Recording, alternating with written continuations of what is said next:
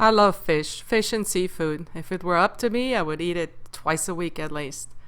But despite living between two oceans, an hour each side, we rarely ever eat fish because the prices are through the roof. It's between 11 and 25 dollars a pound, and that's not in the budget. So we do go fishing, and unless we catch our own, we just really normally don't eat fish anymore. I don't want to get the cheaper fish that has been raised overseas in fish farms. I don't want to eat the fish that is contaminated with Fukushima. I don't want to eat fish that has been caught here and processed in China. But there was one good thing that I found, and that's canned fish right out of the pantry. There's a website, ewg.org, I believe, and you can check the foods for, they get a rating, and this one checks out really, really good. So we've been sticking with this for years now, and that's how we get our fish and our omega-3s. To bridge the gap during no fishing season, I found this amazing product. It's a polar kipper snack. They're regular kippers, they're smoked. They're inexpensive. I think I paid $1.25 per can. They have nothing fishy in them. Pun not intended. So they have nothing in it with the X's and Y's, all the preservatives or anything like that. It's just the herring and salt and some water. And they come from Germany. So they're caught in the North Sea towards the Norwegian region, and they are processed in Germany. That makes me feel better. So the fish cakes take potatoes. We're gonna cook them and mash them up. It takes some eggs. I'll put in some chive, an onion, and parsley, paprika, and lemon peel. I probably use fresh lemon. I'll just put it there because it has a pretty label. And then I'm gonna serve these up with some slaw I'm gonna make up real quick because I found this old little cabbage in the fridge and it needs to come out. Let me show you how this goes. These are really wonderful. Okay, I know this looks like enormous amounts because it's 6 times the amount of the recipe. I'll post the recipe below, which is for 1 can of fish. I'm gonna make more. It's my goal to stack some away in the freezer so I can pull it out easy for some days where I'm not in the mood of cooking.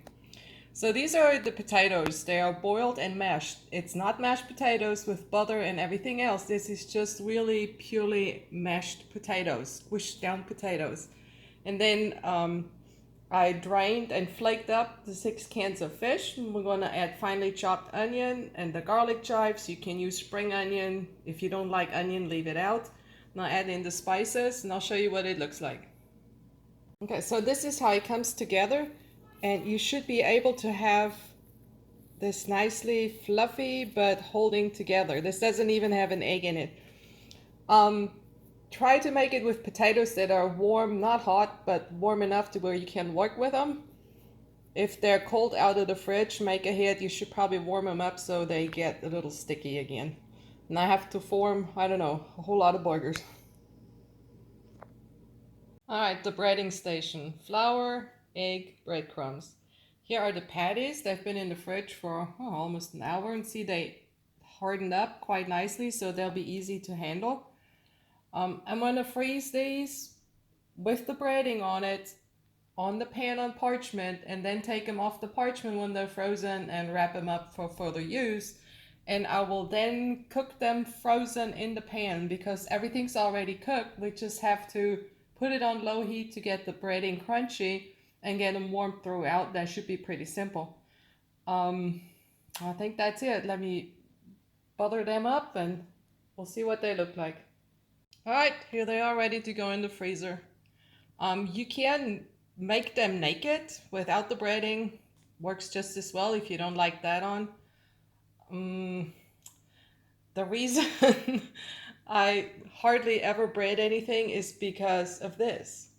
I mean, it's an ungodly mess every time, so it's nice to, once it's all messy already, make more, stick it in the freezer, and not having to repeat it. Look at it. Also, one broke.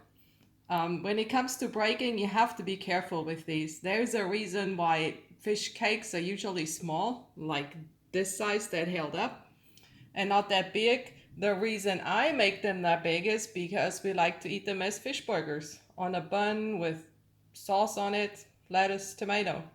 So I'm going through the pains to make them big, but by all means, if you want them small, to just serve them on a plate, make them smaller. These have been in the freezer for about, I'd say, an hour, and they're nice rock hard. Now I can individually wrap them, and then they get thrown in a bag and stocked away until I need them. There, these make a couple healthy lunches. I don't have to start from scratch. So these are the unfrozen ones, the fresh ones coming along. Let's check the other side. Nice. Fish patties are served. A little bit of microgreens. Let's see what it looks like. Nice and crunchy on the outside. This looks good. Time to eat. This is really good. Lettuce, bun, tartar sauce, nice and thick. Then some more greens on top, or a tomato. And on goes the lid. Delicious.